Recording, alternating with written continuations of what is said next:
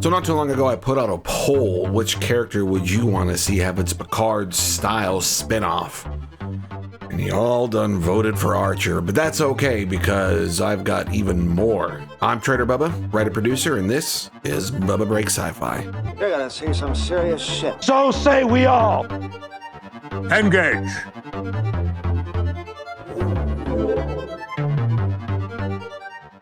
So this is my pitch for the new Archer show, not at all related to the Star Trek United, I believe it was called. Basically, if you are unaware, there was a pitch for a new Archer show, and it was him as president of Earth.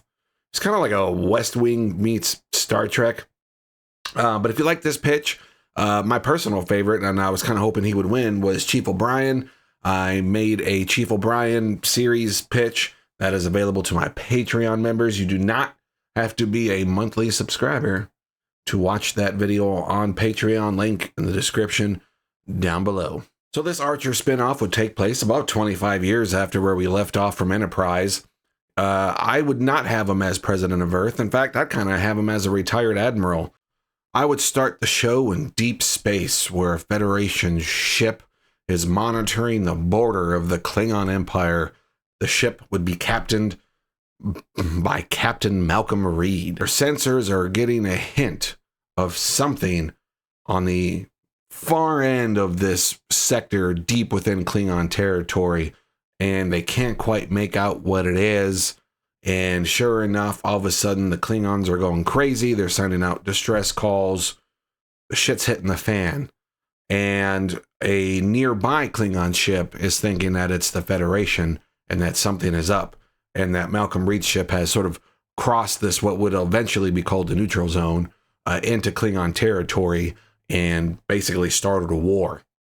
A battle ensues. Malcolm's ship is damaged, and they got to hightail it in a nebula or something, and now they're basically hiding, but not before they get off a single distress call. The distress call gets relayed back to Earth, where there's a brand new ship, the USS Journey, and special shout out to my boy Mark Sweeney. He's a graphic designer, and usually he gets paid for this, but he took 15 minutes to put together a basic but still very cool looking idea of a Star Trek style spaceship. So thank you, Mark. I appreciate you, brother.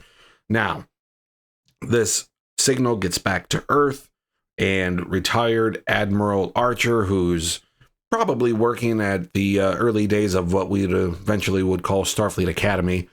I see him doing like guest lectures, and he's kind of enjoying retirement. I see him being heavily involved in the next generation of engine design with his good buddy Trip when Trip's around. But Trip himself is an admiral, and he's kind of back and forth between working on this new engine design, but also managing parts of the fleet. Probably like the next generation of ships, including the USS Journey. Now, as what always happens in Star Trek, they get a distress call. For some reason, there's no other ships in the area, so the USS Journey has to take off. But they don't really have a captain. And Admiral Trip Tucker, who's alive and well, because the last episode of Enterprise never flipping happened, okay? It didn't happen. We're going to ignore that. Trip, who's an admiral, takes command of the ship, but he brings along his good buddy Jonathan Archer. Oh, because not only is Malcolm Reed captain of this missing ship, but guess who the first officer is? Good old Travis Mayweather. They stuck together, and Archer's going, you know what? I know the Klingons. I've been dealing with them for years. They've got a rough ceasefire kind of a thing. So Archer's going to go with, but he's not necessarily in command. He's just kind of there. And then, of course, we're going to, at some point, have to cut to our opening titles, and we're going to keep the old school opening titles. So get prepared for the next. This is the theme song.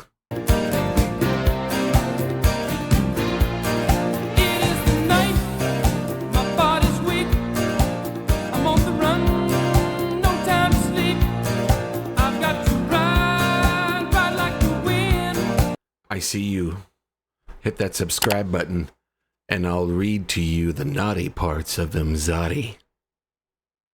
So Admiral Archer and his good buddy Admiral Trip Tucker, who's in command of the Journey, travel to the last known spot of Malcolm Reed's ship, and they start the investigation. The Klingons get involved. Luckily, Archer's there, and he's able to talk some sense into the Klingons. No, not really. There's almost a brief battle, a bit of a standoff, because the Klingon ship's heavily damaged.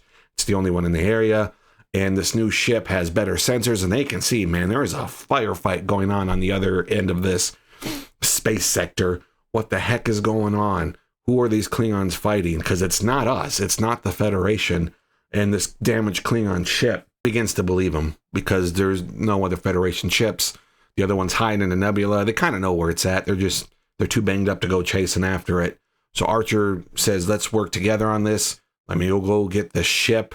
Let's go get it fixed or whatever. And then we're going to go investigate together. Will you escort us into Klingon space? And let's see what the heck is going on.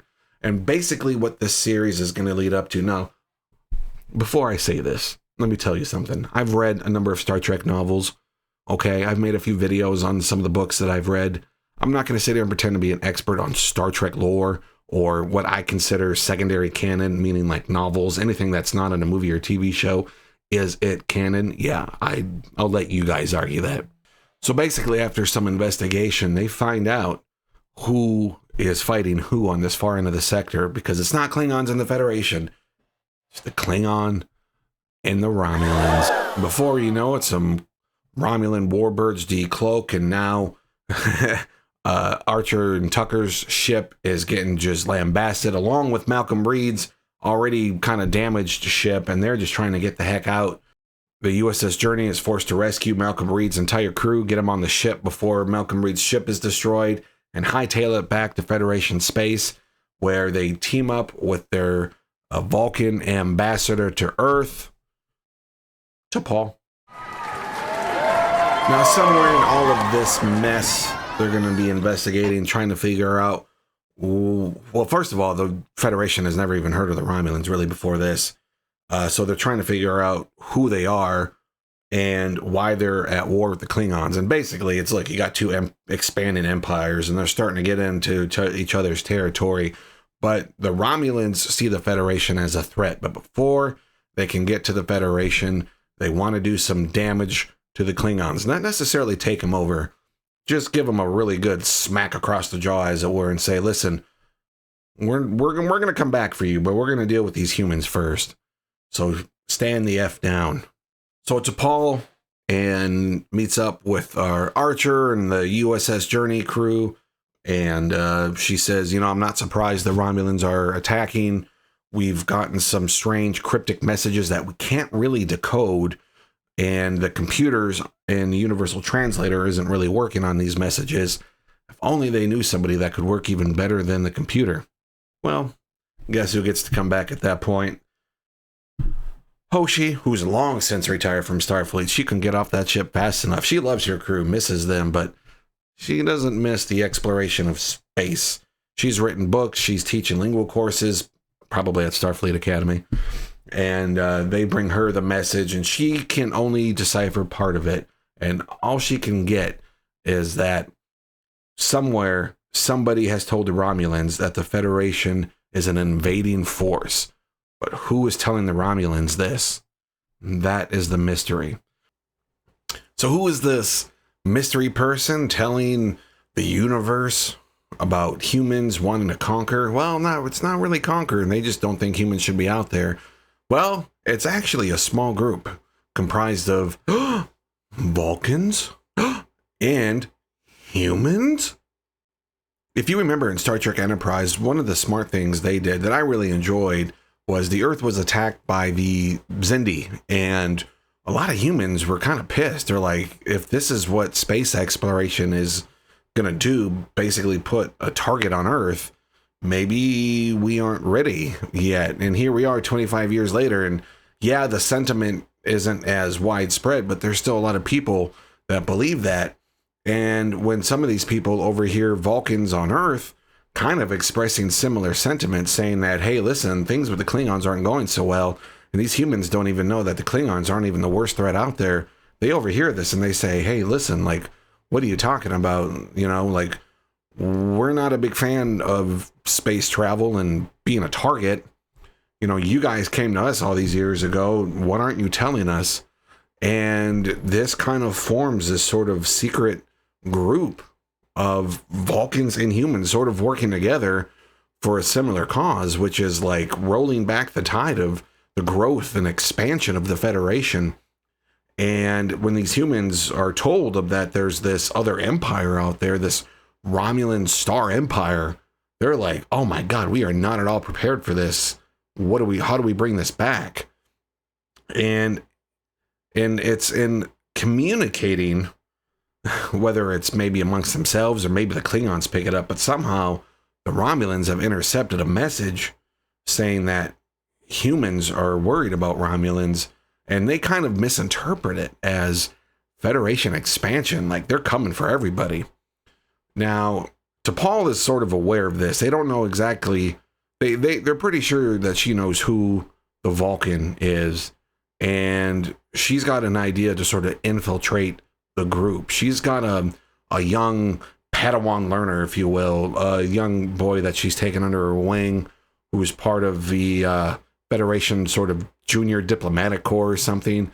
He's young, he's inexperienced, but his logic is sound, and his Vulcan heart is, I don't know, green and pure. And the name of this young man is Sarek. Sarek. Yeah, I know. All right, nostalgia wink.